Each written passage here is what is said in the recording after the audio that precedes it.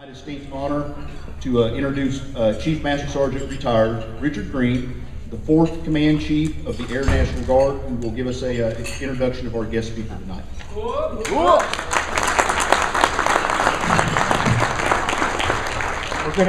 good evening, everyone. Let me add my congratulations to you, since I'm a fairly rookie in this organization. I got in 1969.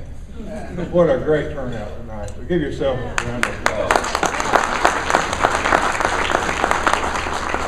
It's really an extreme honor, and I've had several of them, but this one tops them all, to be able to introduce this special guest we have tonight.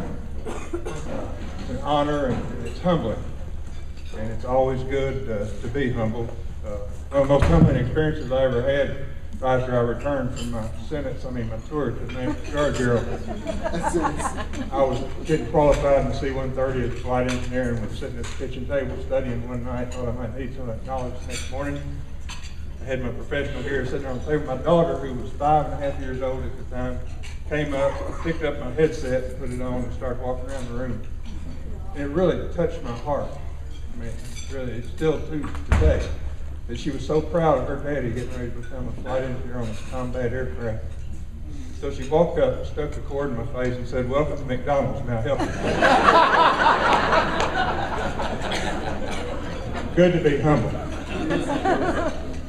It is an honor to introduce our Chaplain, General, Pastor, Dr. H.D. McCarty tonight. What a great, great person. He spent over 39 years as a pastor at University Baptist Church here in Fayetteville. Affected over 20,000, probably way over 20,000 students, and probably 400 adults in his mission there at that church. He spent 30 years as a Razorback chaplain. And what stories he can tell there. And they effectively called him Rabbi, which means, Rabbi means teacher, and he certainly was a teacher to them. He started his military career in the United States Air Force. He was a pilot on B-47s. That was the first all-jet bomber that the Air Force had. Very unforgiving airplane, and I always thought his time in that B-47 probably is what got him into the chaplain service. He became a member of the 188th as their chaplain, became the Air National Guard chaplain, and was there about the same time that I was up there, and we had some great times together.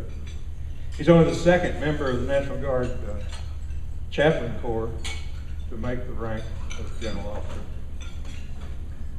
He spent over 33 years in service to our nation, both in combat and as a captain, which was combat as well. He now has the Ventures of Christ Foundation that he established after he retired from his church. He had a TV ministry for over 30 years, which I watched frequently back then. I had a radio that you could tune in radio channel or TV channels on it, and I used to take little cassettes. A lot of you in the room don't know what cassettes are, but, and I probably got about 100 of them at home of his, and what great testimony he used to give on those. One of my first experiences with Chaplain McCarty was a dear friend of us all. We tragically lost General H. Lynn Muscle back in 1984. He was killed in an aircraft accident here in the Fayetteville area. And I was so honored to be out of the 6th pallbearers, to be the only enlisted person on that team, thanks to Carol Wasson, his widow. And General Wasson and I were very close, and as we were walking into the church for the start of the funeral, I wasn't taking it very well. I was having trouble. As like I said, Wasson and I were very close. And I felt this swat on my rear end. And I looked around, and somebody, that guy right there, had hit me with his Bible and said, "Hey, Chief, it's going to be all right." And he's been telling people it's going to be all right throughout his entire wonderful, outstanding career and service to others. His wife, Shirley, they've been married over 55 years, and we're just proud to have you, Chaplain. Please welcome Chaplain, General, Pastor, Dr. H.D. McCarty.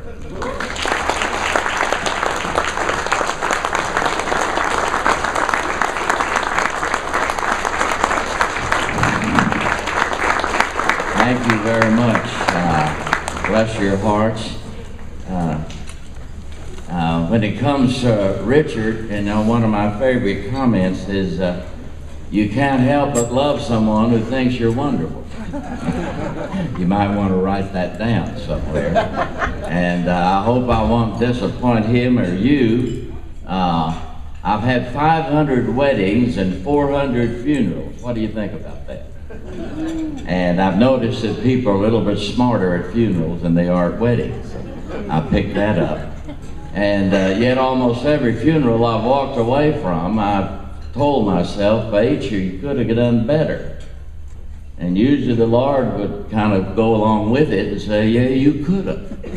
And I felt a little bad about that. In fact, when I get to heaven, I think I'll apologize to everyone's funeral I did on earth and tell them I'm sorry I didn't do it better. But John Paul Hammersmith was a dear friend of mine, and he asked me to do his funeral before he died, of course. And oh, good night, how can I really equal John Paul? That's what I felt. So often I'm a mouse trying to brag on an elephant. And after I finished, I went through my usual thing. Oh, Lord, I could have done better. He said, yeah, H, you could have.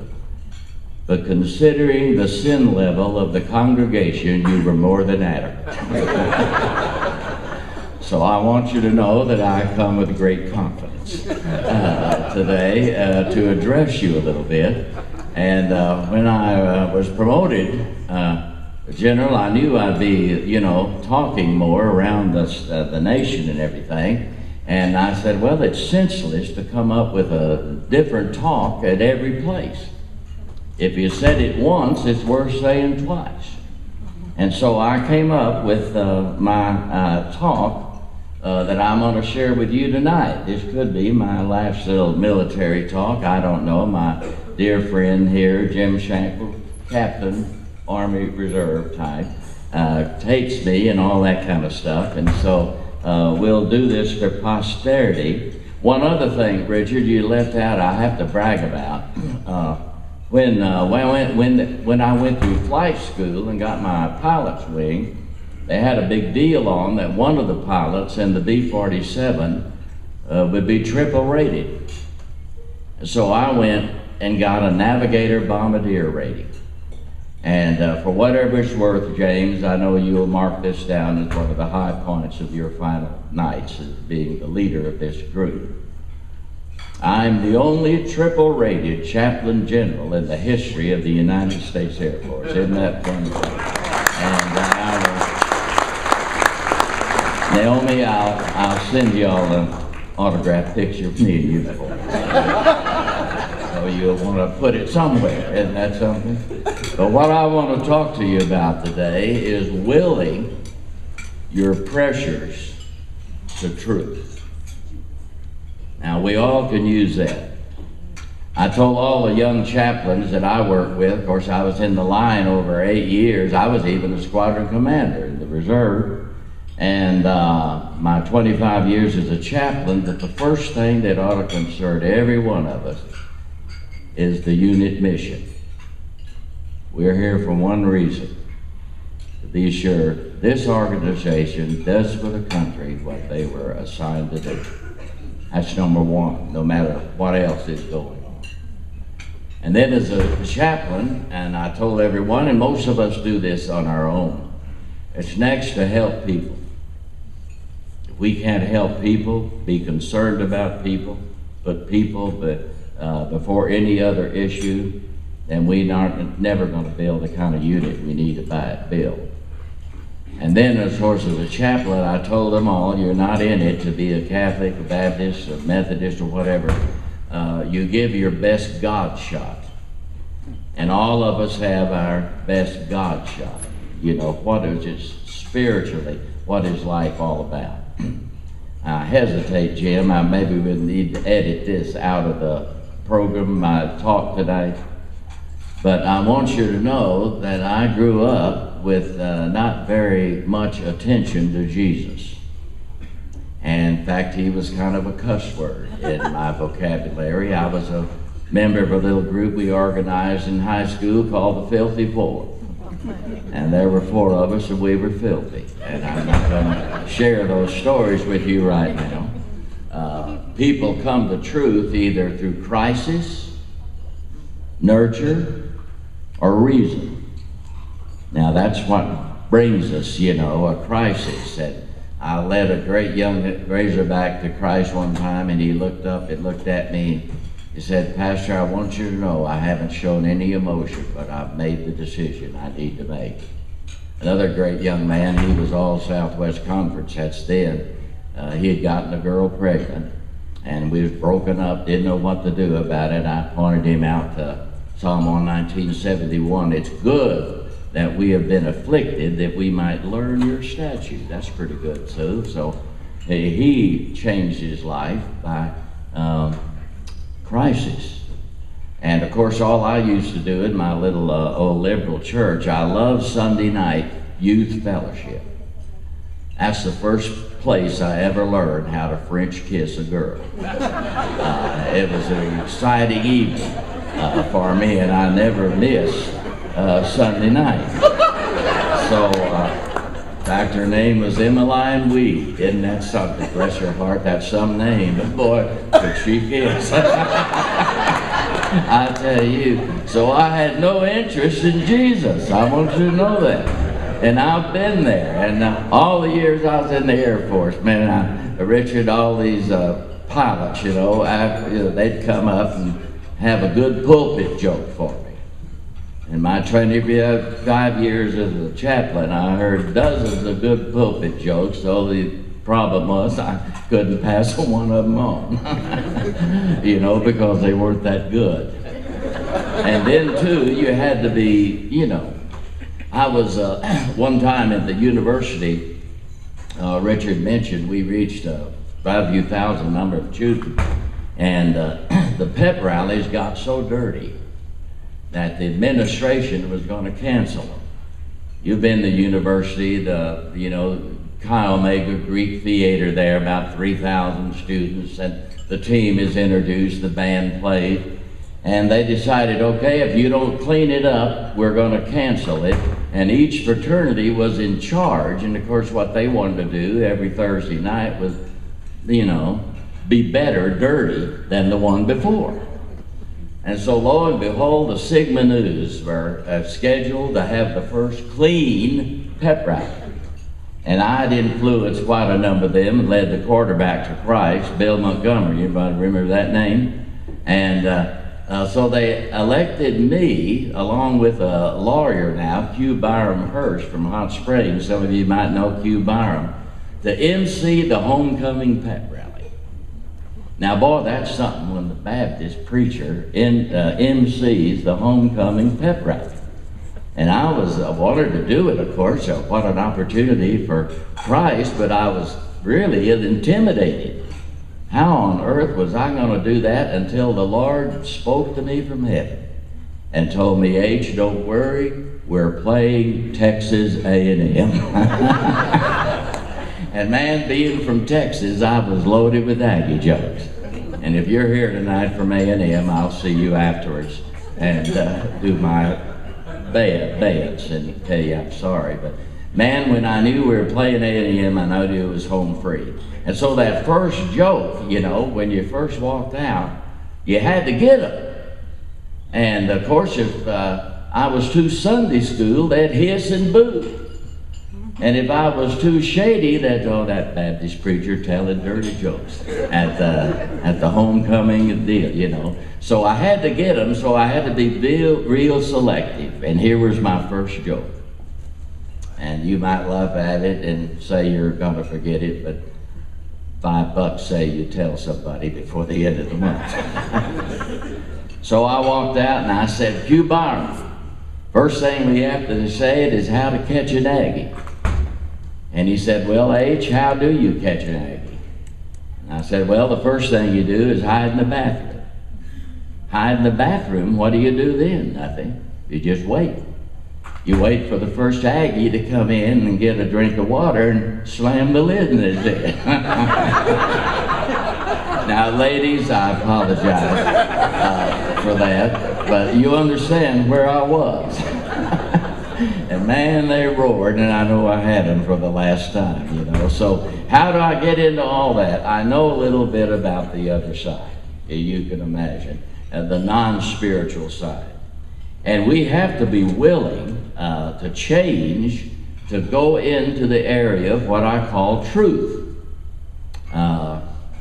When I was a chaplain of the team, I used to talk to them regularly, and one of the lines that I used all the time was, is the truth it? Is the truth it? I mean, when you're out there in the field, no matter what position you're playing, what kind of uniform you have on, unless the truth is in you, you're not going to do the team any good, you know. And I have a lot of illustrations of all that. F. Scott Peck, a great sociologist and psychologist, said the greatest source of unhappiness is indecision. The greatest source of unhappiness among people is indecision. You better decide about certain things or it'll ruin you. I remember as a young pastor, I felt so swamped. Anyone here feel swamped? You're behind the power curve. You can't get enough done. And I said, it's just wrong to live this way. And I finally made a decision I'll encourage you to make. Just decide that you're caught up. How's that sound?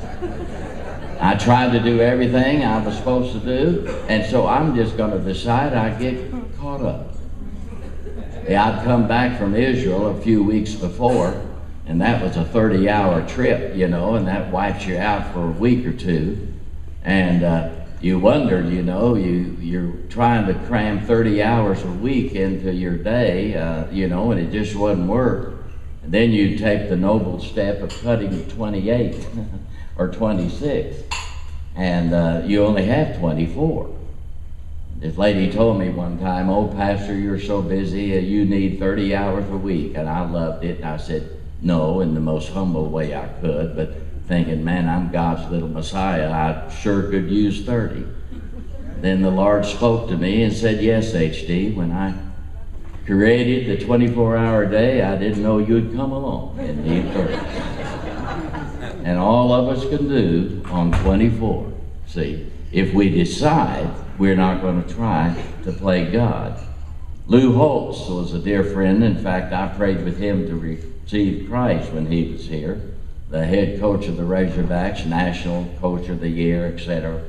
And we lost a game one time, and Lou said the reason was that we stress exotics before the basics.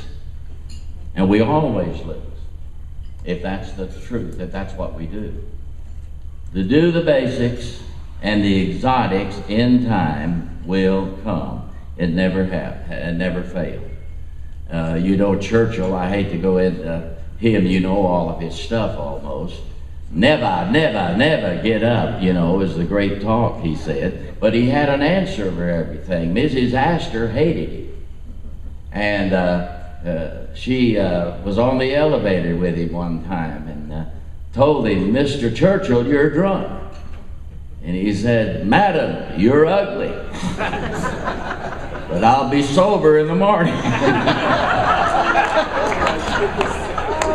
And she was with Stalin, you know, Churchill, and was mashed. He was in an automobile accident in the 30s, almost was killed, lost all of his fortune, kicked out as Chancellor of the Exchequer of England, and in 35 he was through. And that's what Lady Astor told Joseph Stalin. He said, tell me about Mr. Churchill. He said, oh, he's through. And he just went on to probably be the greatest man of the 20th century. You know, so we have to be willing, make up your mind, and that's what I have to do every day. The Lord said you have to do it daily. What is the cross? Take charge of your life. I was able, in my little general orientation thing, they had General Curtis LeMay speak to us. Now, you Army men, I know most of you know, you Air Force, probably the greatest combat general in the history of our Air Force was Curtis LeMay. Commander, of course, in Europe, and shipped over to the Pacific, 20th Air Force. dropped the incendiaries on your pan. You know all that story.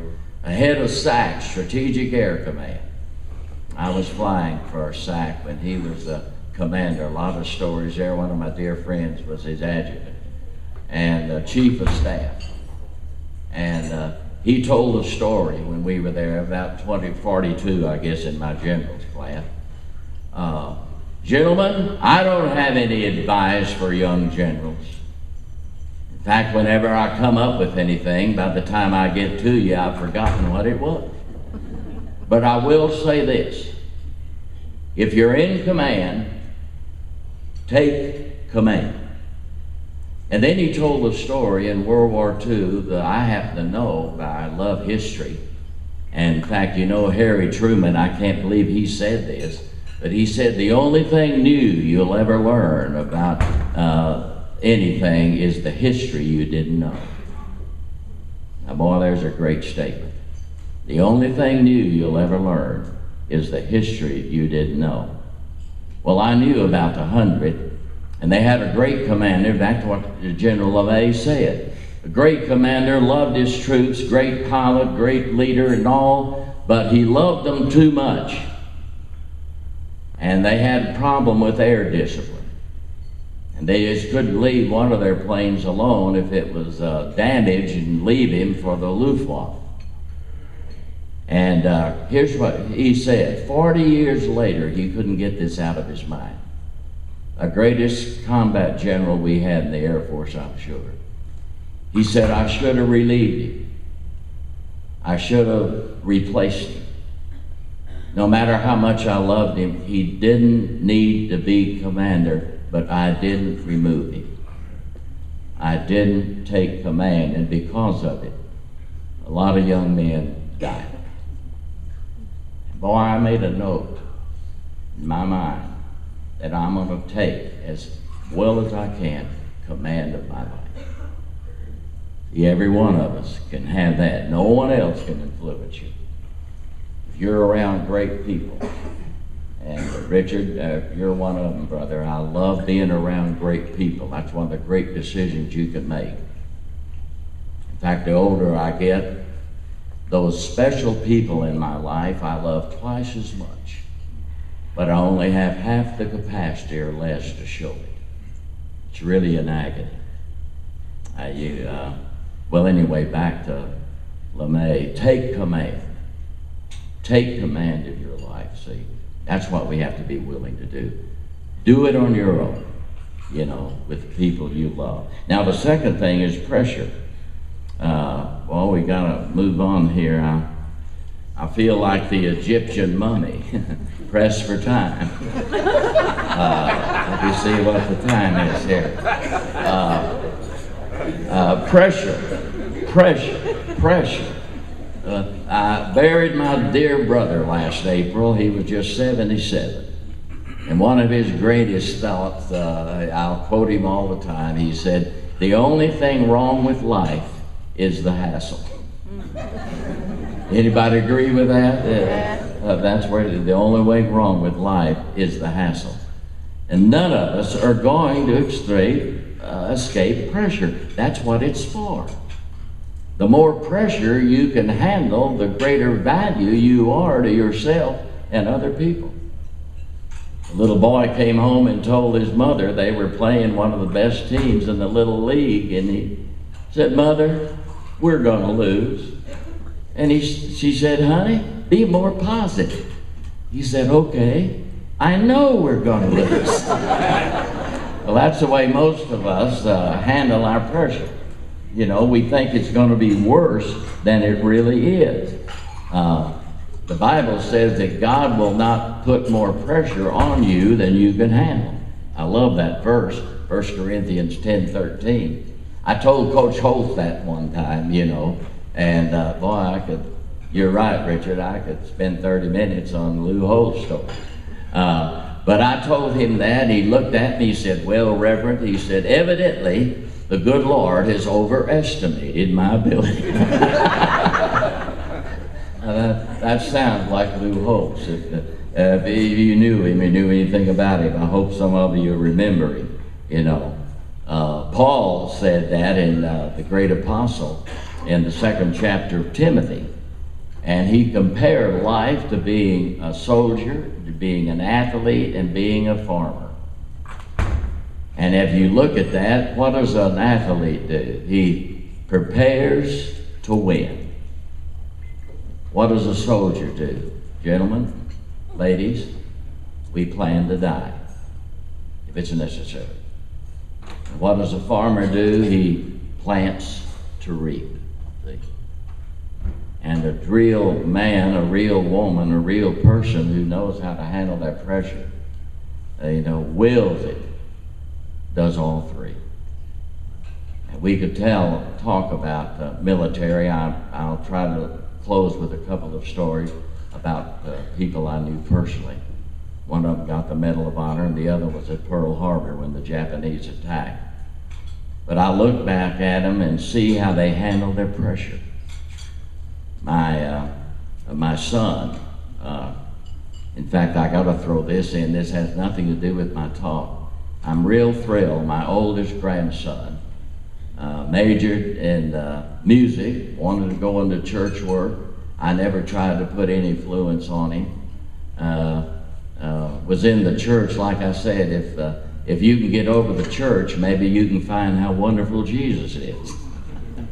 And I won't go into the detail there. I could tell a lot, but the real Christian life is about Christ.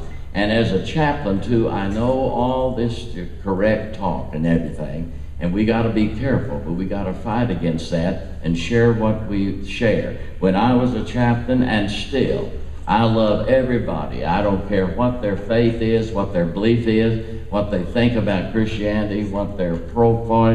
I love people, and that's the basic thing that we ought to have. See?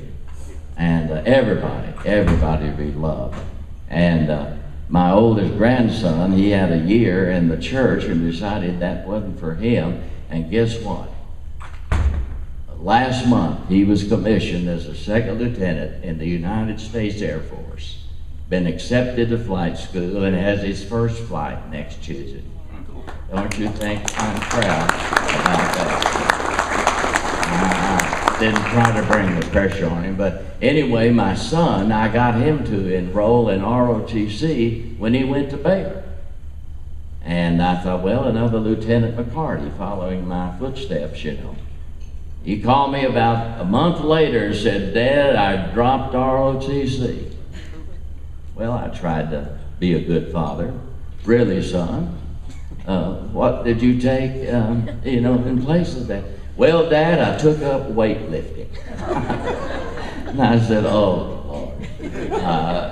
Good. And of course, he told me I was getting rather plump, rotund, fat, and portly.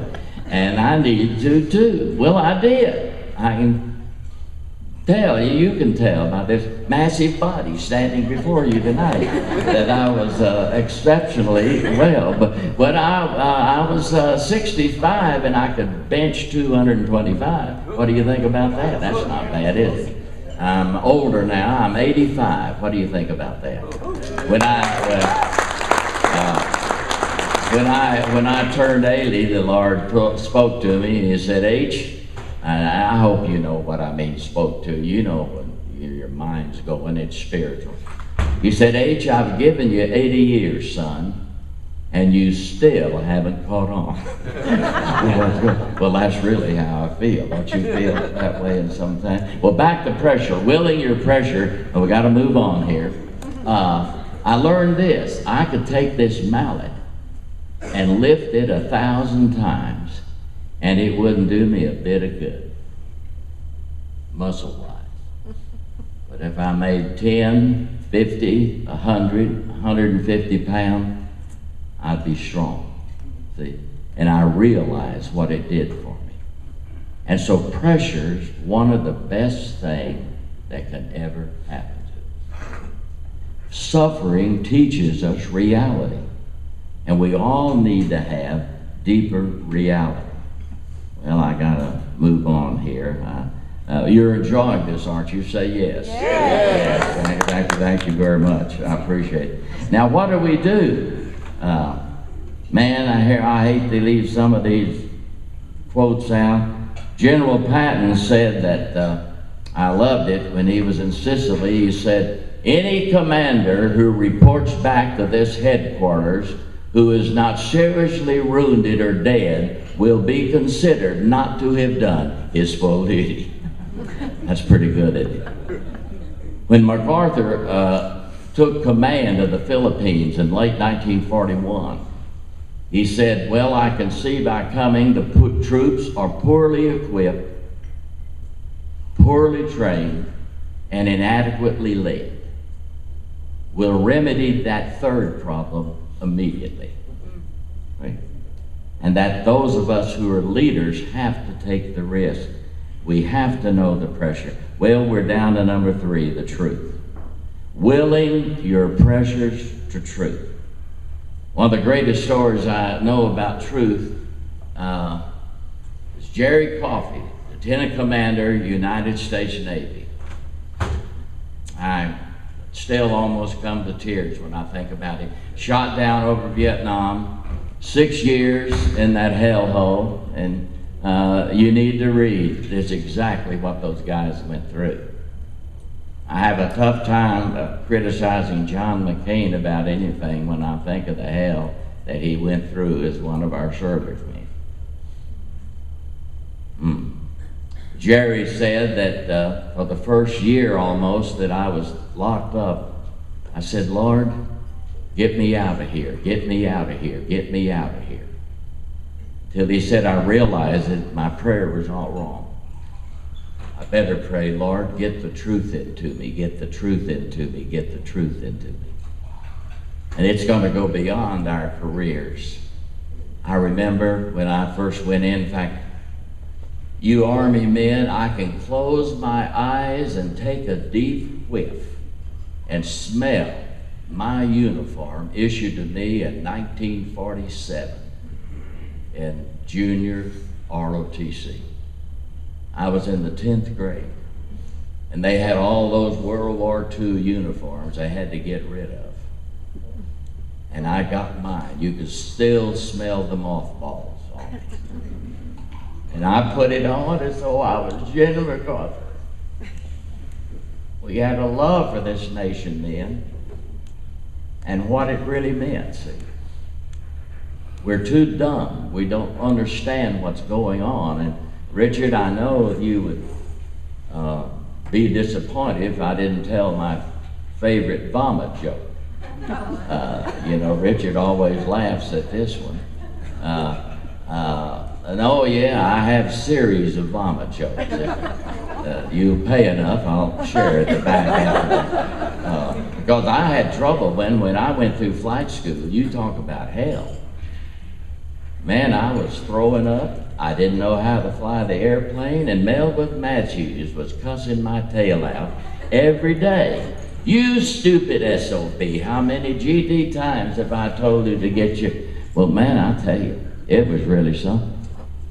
And especially if you got sick.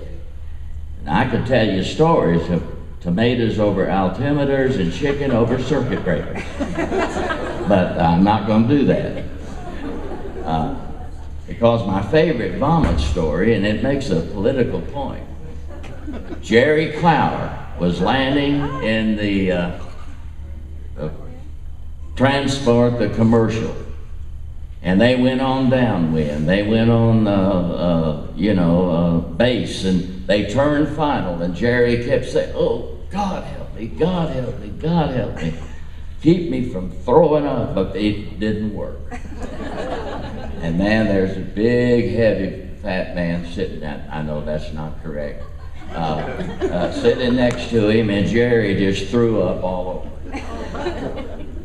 Well, he was on the ground. They were asking him. They said, well, Jerry, what'd the guy say when you threw up all over him?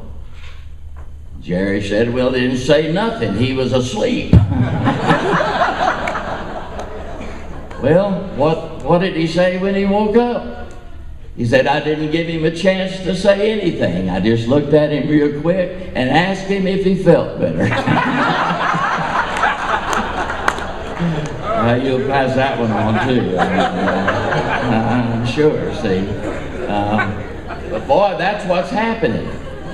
We have so many crazies in the United States today vomiting all over us and asking if we felt better, you know. And man, it's going to take the prayers and the commitment of many of us, at least who love our military, to be a force that restores our thanksgiving for the country and work things out. You know what I mean. We'll see what happens. But that's another subject. Truth. Truth. Oh, good night. Well, I better close this off. But you are enjoying it. Say yes one more time. Yes. I don't want James to be too mad at me. But after all, it's all Richard's fault. That's the only way I got promoted. It was a great action of leadership. Ours is not to find solutions, but to fix blame. You've been around a few like that, I'm sure. The truth, the truth. Well, let me close up with these two stories. Although I have three, all about servicemen. Roy Mathis, I talked to him again today, and one of my dearest friends, 82 years old, combat chaplain, United States Army. He was a TRADOC, head chaplain of TRADOC, my Army buddies, when he retired. I went to his retirement. And of the 1,000 men in his battalion, I asked him to spell that for an old dumb Air Force man.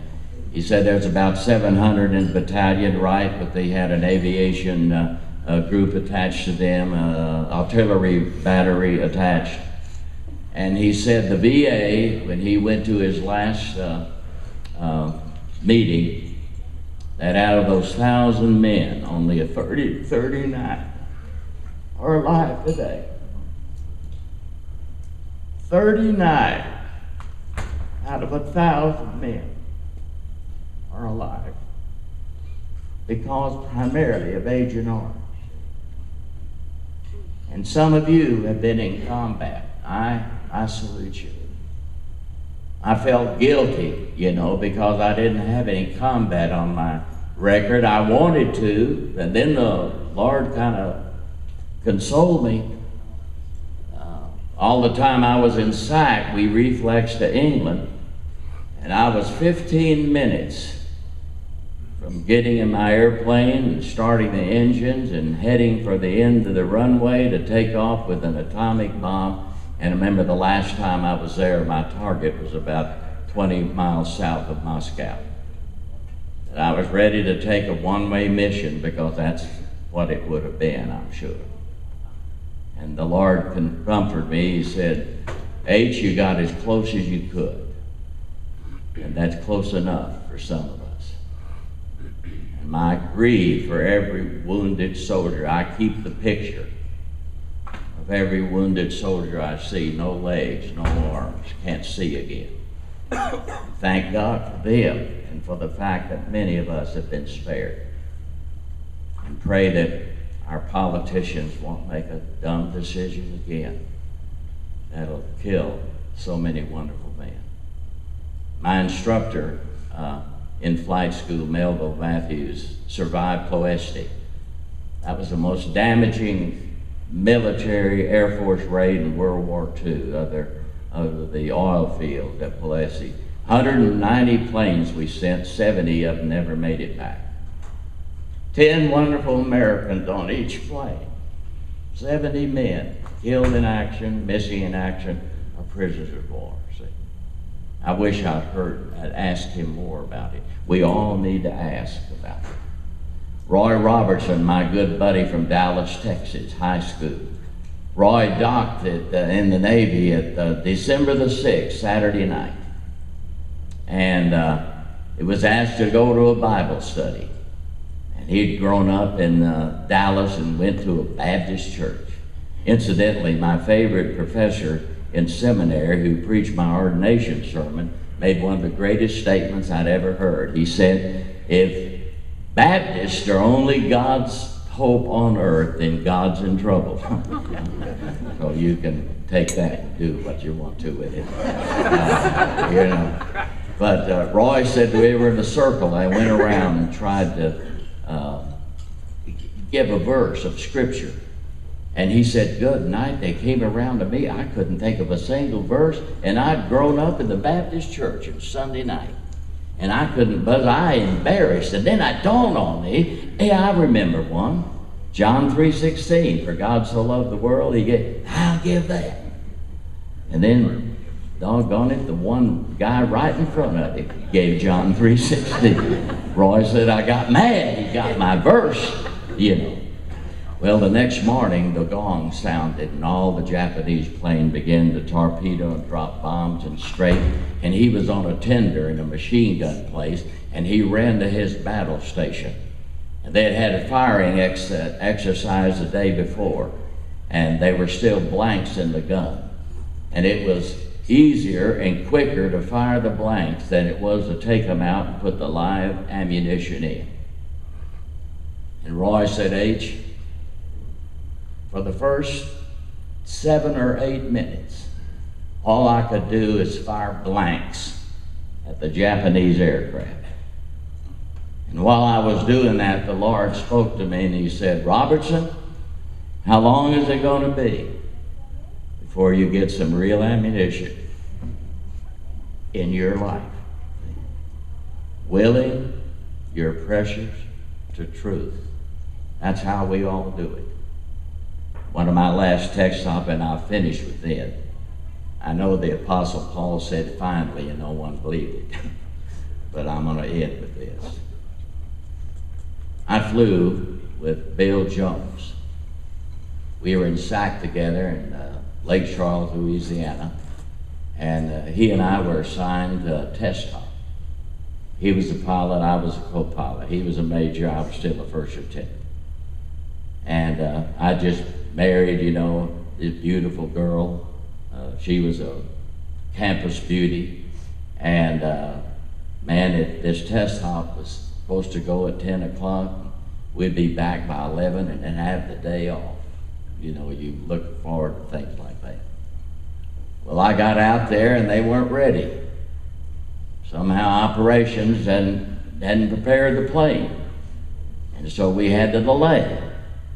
Supposed to be off at 10 and they delayed it till 10:30. Well, he went back, it wasn't ready then. They delayed it till 11. Well, it wasn't ready then. And they delayed it to 12, it wasn't ready then. And there was an automatic cutoff time. If your test hop is more than 2 hours late, it's canceled. Well, that didn't bother Bill Jones. We took off about 10 to 1. He was a West Point man. And I said, good night, what's in this man? Man, we could have been home 2 hours ago if I'd been in charge. You know, willing your treasures to truth. Willing your precious truth. You can imagine my thrill when I saw in the Air Force magazine, Bill Jones awarded the Medal of Honor because he was assigned to the Sandy operation in Vietnam. The Sandys were old Navy airplane, one engine, you know, they'd go out after a fire had bailed out over Vietnam, and they would locate them and circle until the helicopters could come in and pick them up. Can't tell you about the Sandys today, man. I'm reading some great stuff about wild weasels. And that's what my grandson wants to. He said, I want to be a fighter pilot. Wish I was over there now. I said, God, give us more men like that.